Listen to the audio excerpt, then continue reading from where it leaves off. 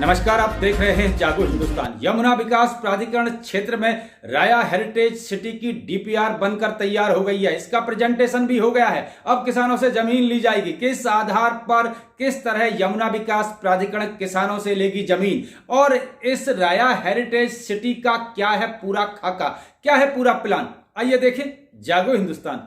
Yamuna expressway के समीप राया क्षेत्र में बनने वाले राया हेरिटेज सिटी की डीपीआर तैयार हो गई है।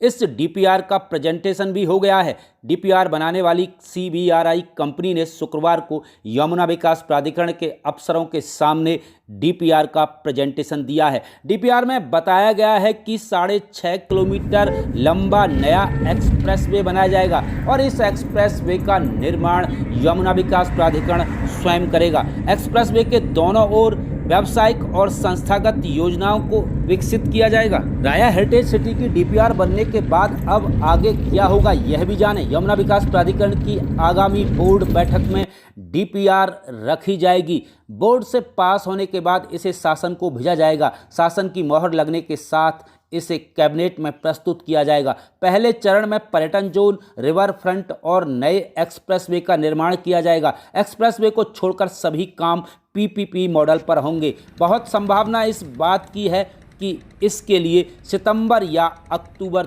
2022 में टेंडर निकाले जाएं।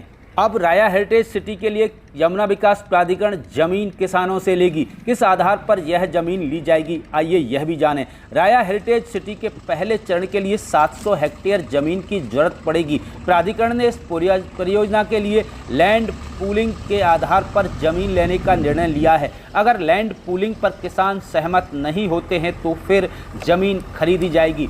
विशेषज्ञों का यह मानना है कि इस योजना में किसानों को जमीन बेचने से दोगुने से अधिक का फायदा मिलेगा। लैंड पूलिंग से जमीन लेने वाली यह यमुना विकास प्राधिकरण की पहली परियोजना होगी। यह लैंड पूलिंग योजना क्या है, आइए यह भी जानें।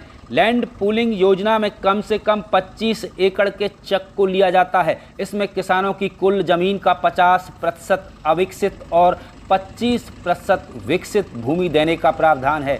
किसानों को मिश्रित भू उपयोग का अधिकार दिया जाएगा। किसान इसका खुद उपयोग कर सकते हैं, बिल्डर को बेच भी सकते हैं। प्राधिकरण भी किसानों से यह जमीन खरीद सकता है। किसान कोई भी विकल्प अपना सकते हैं। राया हेरिटेज सिटी की जो भी अपडेट होगी हम लगातार आपको उपलब्ध कराएंगे। नए साथी चैनल को सब्सक्राइब कर बेल आइकन जरूर दबा दें। दोस्तों, राया हेरिटेज सिटी, टप्पल बाजना अर्बन सेंटर, जेवर एयरपोर्ट, फिल्म सिटी, यमुना विकास प्राधिकरण सहित NCR की डेवलपमेंट की खबरों पर आप रखते हैं ध्यान, तो लगातार देखते रहिए जागो हिंदुस्तान में। सतीश शर्मा जाफराबादी, नमस्कार।